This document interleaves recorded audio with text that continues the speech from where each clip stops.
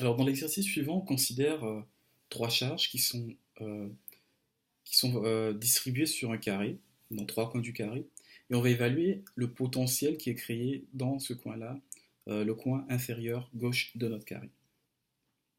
Donc ici on voit que nos trois charges ont des valeurs différentes. On a une première charge de 2 microcoulombs, une deuxième de 4 microcoulombs et une troisième de moins 3 microcoulombs. On sait que lorsqu'on a comme ça plusieurs charges, en fait, le potentiel que ces trois charges-là, le potentiel créé par chacune des charges en un point, va s'additionner pour donner en fait le potentiel total en ce point-là.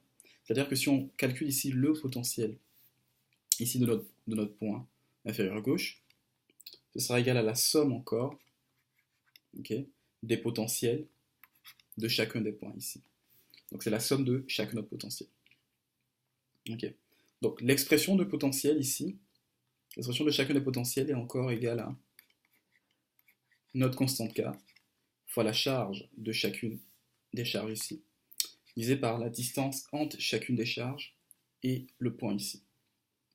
Donc ici, on va considérer, pour définir notre potentiel, K fois la charge de la valeur de notre première charge ici, que je vais appeler 1, divisé par la distance entre cette première charge-là et ce point-là, que je vais appeler R1, plus la constante K une fois de plus, fois la valeur de cette charge-là que je vais appeler 2, donc, puis 2 ici, divisé par la distance avec ce point ici. Donc cette distance-là, j'appelle R2. À cela, on va additionner également la constante K une fois de plus, fois la valeur de cette charge-là que j'appelle 3, divisé par la distance avec notre coin inférieur gauche ici, que j'appelle R3. Donc on considère chacune de ces distances-là et chacune des valeurs de ces charges-là. Donc cette expression-là, on peut l'évaluer. On peut faire sortir ici de notre expression le K. Et on obtient à l'intérieur de la parenthèse chacune des valeurs des charges et chacune des valeurs des distances ici. Okay. Si on considère la première charge ici, la charge 1, on voit que la valeur de la charge est égale à 2 microcoulombs. Donc 2 microcoulombs, c'est encore 2 fois 10 à la moins 6 coulombs. Et la distance ici entre la première charge et notre point ici est égale à 4 cm. Donc on a 4 fois 10 à la moins 2 mètres. Okay. Si on considère maintenant la deuxième charge ici. Donc pour la deuxième charge, la valeur de la charge, c'est 4 microcoulombs. Donc c'est 4 fois 10 à la moins 6 coulombs ici. Pour ce qui en est de la distance, par contre, on voit que la distance, c'est cette distance-là, cette diagonale de notre carré. Donc la diagonale qui sépare ce point-là à ce point-là. Okay. Pour évaluer la diagonale, ici, on va utiliser le théorème de Pythagore. Donc on sait qu'on a un carré, donc chacun des côtés ici est de 4 cm. 4 cm. Donc la distance ici, R2, sera égale à la racine carrée du premier côté au carré, donc 4 au carré, plus la racine carrée du deuxième côté qui est toujours 4 au carré. Donc là on obtient 2 racine de 2 fois 4 au carré, ici. Donc on peut faire sortir le 4 au carré, on peut simplifier le 4 au carré de notre expression. Et on obtient comme valeur ici une distance ici de 4 fois racine de 2 cm. Okay.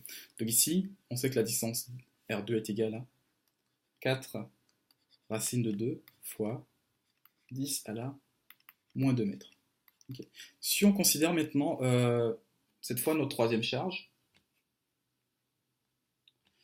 on voit que la valeur de notre troisième charge ici est de moins 3 microcoulombs. Donc ici, on aura moins 3 fois 10 à la moins 6 coulombs. Et ici, la distance entre cette charge-là et notre point auquel on évalue le potentiel est de 4 cm. Donc on a 4 fois 10 à la moins 2 mètres. Okay. Donc, on peut calculer la valeur des éléments dans la parenthèse. Ce qu'on va faire dans le premier temps ici, c'est qu'on va essayer de sortir des termes de la parenthèse pour nous simplifier les calculs. Donc, si on fait sortir les termes de la parenthèse ici, on peut faire sortir de 10 à la 6 ici, coulomb. Et au niveau du dénominateur, on voit qu'on peut faire sortir carrément un 4 fois 10 à la moins 2 de chacun des termes. Okay. Donc je me trouve ici avec ma constante K qui est à l'extérieur, fois 10 à la moins 6 coulomb, divisé par 4 fois 10 à la moins 2 mètres. Donc si on évalue ce qui reste dans la parenthèse maintenant, on se retrouve avec un 2 ici, plus 4 sur racine de 2, moins 3 ici. Okay. Donc on a ces termes-là en parenthèse et on a cette expression à l'extérieur. Donc on peut remplacer chacun des termes. On sait que notre constante K ici, elle est égale à 8,99 fois 10 à la 9. Et on sait que les unités de notre constante K, c'est des newtons par mètre carré sur des coulombs au carré.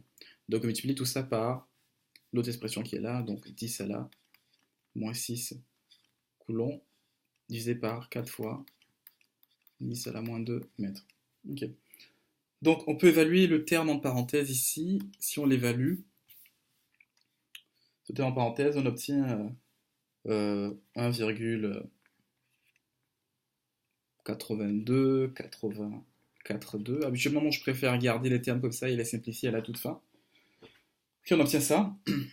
Et on voit ici qu'il y a d'autres termes qui vont simplifier. Les unités, notamment ici, on a des mètres qui simplifient un mètre carré. Le carré ici du mètre se simplifie avec celui-là. Également, le carré de notre coulomb se simplifie avec celui-là. Et si on fait le calcul de notre expression, on obtient que le potentiel au point gauche inférieur est égal à 4,11 fois 10 à la 5 newtons par mètre par coulomb. Donc les newtons par mètre par coulomb, c'est encore des volts. Donc on peut mettre que notre potentiel en ce point-là est égal à 4,11 fois 10 à la 5 volts.